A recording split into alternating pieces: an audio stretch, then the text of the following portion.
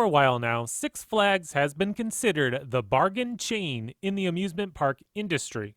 There is some truth to that statement for sure, but in today's video, I am going to discuss why I like Six Flags.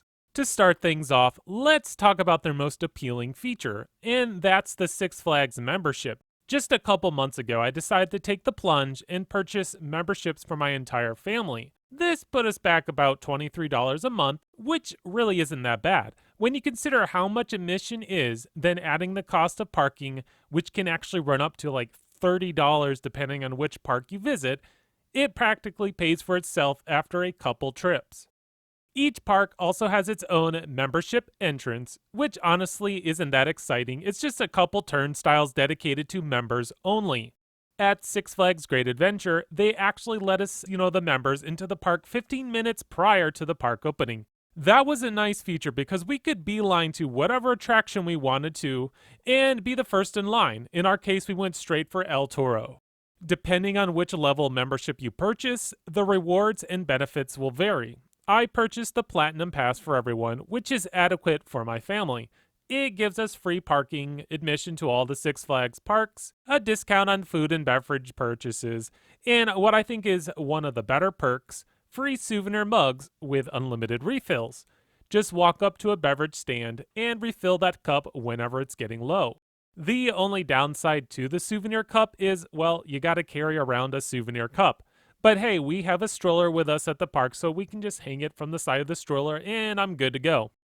Again, with the membership perks, there are also one-time use features that come in handy. Each Platinum Pass will allow you one preferred parking for the year, so since we all have membership, except Leander because he doesn't need one, we can park in the preferred parking 3 times. It's not a super big deal to walk a little farther, but it's really nice when you're tired and you just want to get to your car, and hey look, that's us parked in the first row. We also are provided a Skip the Line Pass, which I haven't used yet. I'm saving it for another park this season, but these little additions really increase the value of the whole pass. I was a little hesitant purchasing this pass, but now that I used it 3 times already, I think we made the right choice.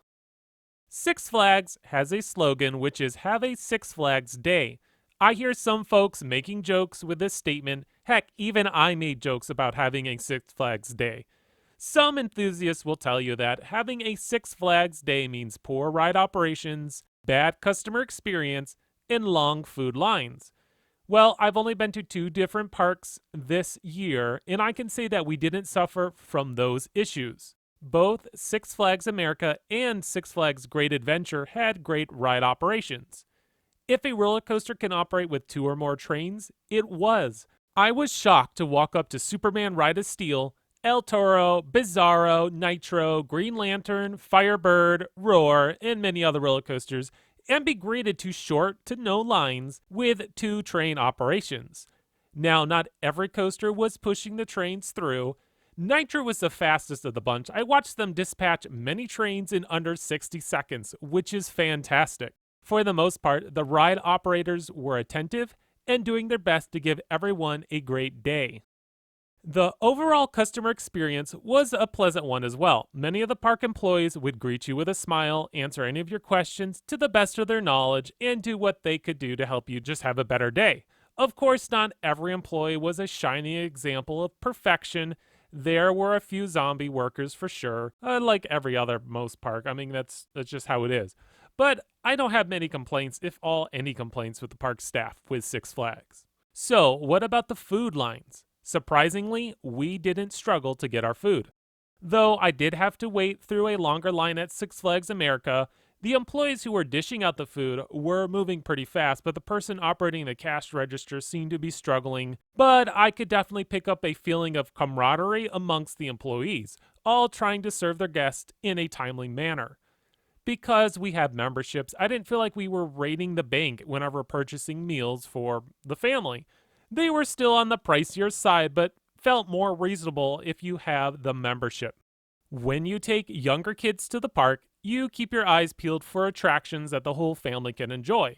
Both Six Flags America and especially Six Flags Great Adventure had attractions that the whole family could do. Both parks had at least 2 kiddie areas, so Braylon can run around and enjoy rides more her size. Leander is only 6 months, but there was a few things he could do like the carousel, train ride, sky ride, Ferris wheel, and at Great Adventure, the safari ride. While I wasn't expecting to enjoy the safari ride at Great Adventure as much as I did, but let's say we came back to the park a second time solely to ride the safari once more. I'll talk more about this when I give my review on that park. Well, I've been praising the park chain for the majority of this video, but there are a couple negative things to point out.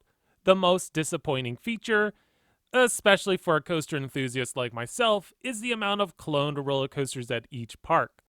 I've been to a good amount of Six Flags parks, and each one contains a good chunk of roller coaster clones that you can experience at another Six Flags park. So now, when I look at the park I want to visit, I take into consideration the amount of original roller coasters that each park has. Sometimes it's not that many, but each park does have a couple original coasters. The chain has also been adding a lot of similar attractions at each park. In fact, up until like 2019, Six Flags hasn't really added any new large attractions outside of RMC conversions. So, overall, should you give your local Six Flags park another chance? I say yes, go for it. I think the chain is willing to make changes and updates to the parks that not only improve their bottom line, but improve overall guest satisfaction. Well, now that I've been rambling on about Six Flags, I want to hear from you. Do you like Six Flags or do you not like the chain? Let me know in the comments. As always, please subscribe so you don't miss out on more great content coming your way by X Scream Thrills.